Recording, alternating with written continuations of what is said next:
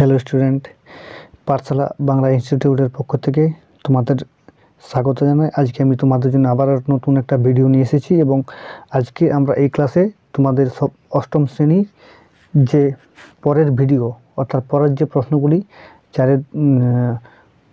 অষ্টম শ্রেণীর বোঝাপড়া থেকে 4 নম্বর, 5 নম্বর ও 6 নম্বর যে প্রশ্নগুলি আছে সেই প্রশ্নগুলি আজ আমরা দেখে নেব। তো প্রথমে 4 নম্বর প্রশ্ন হচ্ছে নিচের শব্দগুলি দল বিশ্লেষণ করে মুক্ত দল ও রুদ্ধ দল চিহ্নিত করো। 4 নম্বর প্রশ্ন হচ্ছে আমাদের নিচের যে প্রশ্নগুলি আছে সেই প্রশ্নগুলি দল বিশ্লেষণ করতে হবে এবং কোনটি কোন দল হবে সেটি লিখতে হবে। তো প্রথমে আমাদের আছে বোঝাপড়া। তো বোঝাপড়া তাহলে বোঝাপড়া প্রথম হচ্ছে আমাদের কী দল হবে? বো হচ্ছে আমাদের মুক্ত দল। তারপরে আসছে বোঝা, ঝা হচ্ছে আমাদের মুক্ত দল। তারপরে পটাও কিন্তু আলাদা আছে, এটাও কিন্তু মুক্ত দল হয়ে যাবে আমাদের।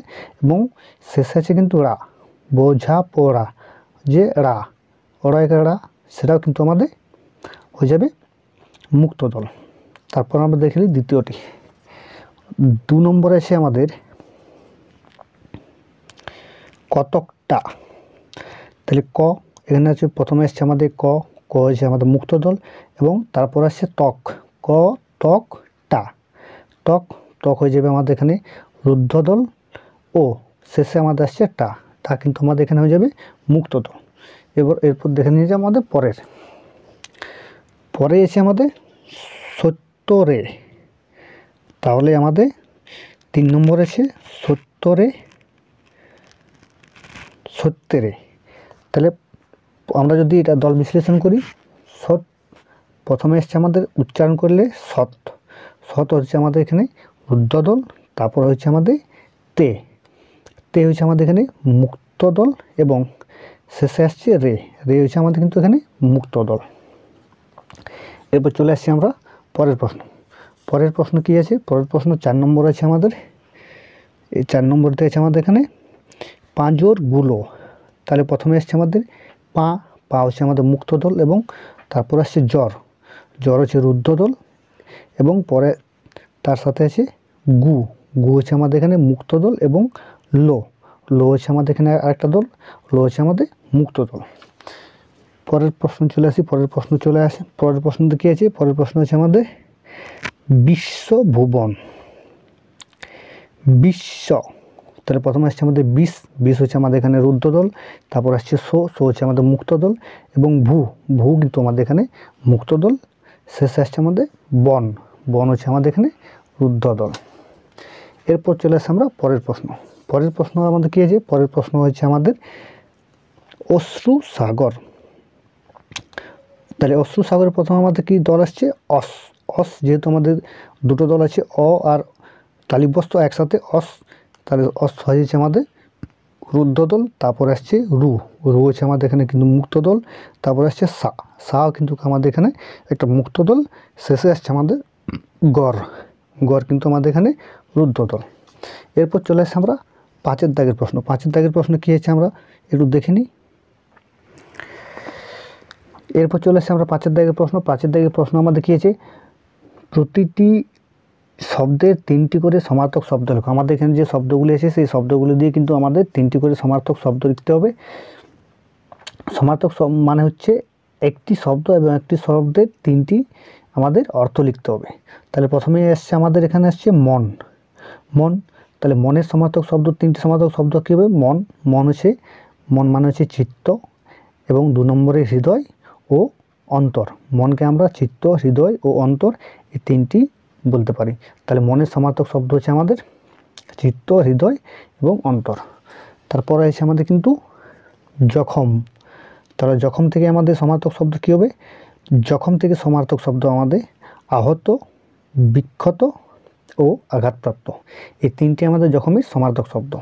এরপর কী আছে? এরপরে আছে আমাদের ঝঞ্ঝা। তাহলে ঝঞ্ঝার সমার্থক শব্দ কী হবে? ঝঞ্ঝার সমার্থক শব্দ হচ্ছে ঝড়, ঝটিকা ও তুফান। ঝড়, ঝটিকা ও তুফান এই 3টি হচ্ছে ঝঞ্ঝার আমাদের সমার্থক শব্দ। এরপর কী আছে? এরপরে এসে আমাদের 4 নম্বর আছে ঝগড়া। 4 নম্বর আছে কিন্তু আমাদের ঝগড়া। তা তাহলে ঝগড়া সমার্থক শব্দ কী হবে না, ঝগড়া সমার্থক শব্দ হচ্ছে কলহ, কথা কাটাকাটি ও তর্কাতর্কি, এই তিনটি হচ্ছে আমাদের ঝগড়া সমার্থক শব্দ। তারপরের প্রশ্ন আছে, দেখি কি তারপরের প্রশ্ন হচ্ছে আমাদের সামান্য। তাহলে সামান্য সমার্থক শব্দ, তিনটি সমার্থক শব্দ কী হবে, সামান্য মানে অল্প, কম ও নগণ্য, এই তিনটি হয়ে যাচ্ছে আমাদের সামান্য সমার্থক শব্দ। পরের প্রশ্ন কী আছে, পরের প্রশ্ন আছে সমার্থক শব্দ আছে শঙ্কা। শঙ্কা মানে আমরা কি বুঝি, শঙ্কার সমার্থক শব্দ হচ্ছে ভয়, ডর ও আতঙ্ক। তাহলে ভয়, ডর ও আতঙ্ক এই তিনটি কিন্তু হয়ে যাচ্ছে আমাদের শঙ্কার সমার্থক শব্দ। পরের প্রশ্ন অর্থাৎ শেষ প্রশ্ন আছে আমাদের আকাশ। তাহলে আকাশের সমার্থক শব্দ আমরা সবাই জানি, আকাশকে আমরা গগন, অম্বর, আসমান, এই তিনটি হচ্ছে আমাদের আকাশের সমার্থক শব্দ।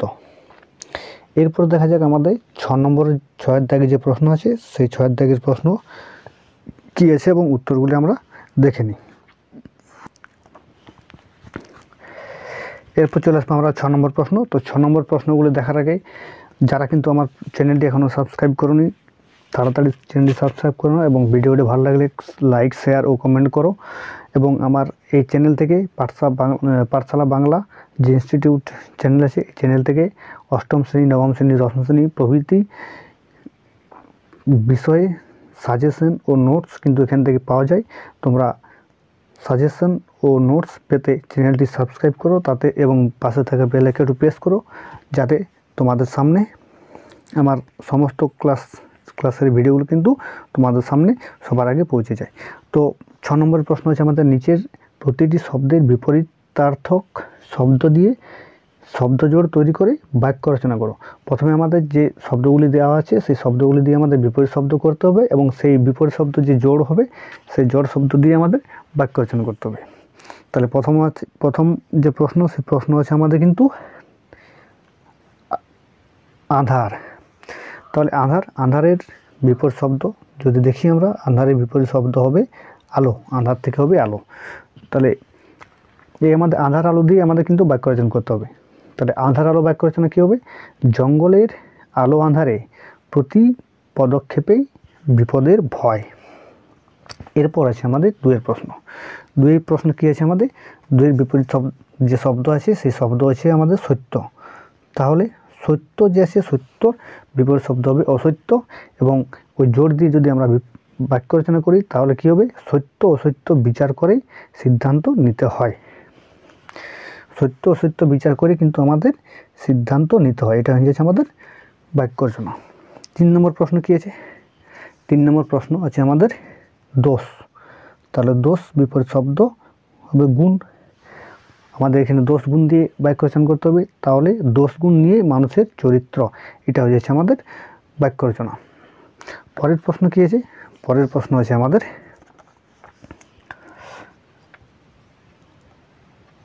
আকাশ। তাহলে আকাশের বিপরীত শব্দ হচ্ছে পাতাল।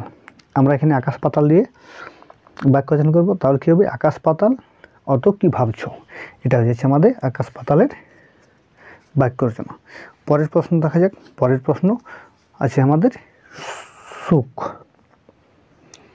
সুখ, তাহলে সুখ থেকে আমাদের বিপরীত শব্দ হয়ে যাবে দুঃখ, এবং সুখ দুঃখ দিয়ে আমাদের বাক্য রচনা করতে হবে। তাহলে সুখ দুঃখ আমাদের নিত্যদিনের সঙ্গে। তো আজ আমরা অষ্টম শ্রেণীর বোঝাপড়া থেকে 4, 5 ও 6 দাগের যে প্রশ্নগুলি আছে সেই প্রশ্নগুলি আমরা দেখলাম, এবং পরবর্তী ভিডিওতে আমরা বাকি যে প্রশ্ন আছে সেই প্রশ্নগুলি কিন্তু আমরা অন্য ভিডিওর মাধ্যমে দেখব।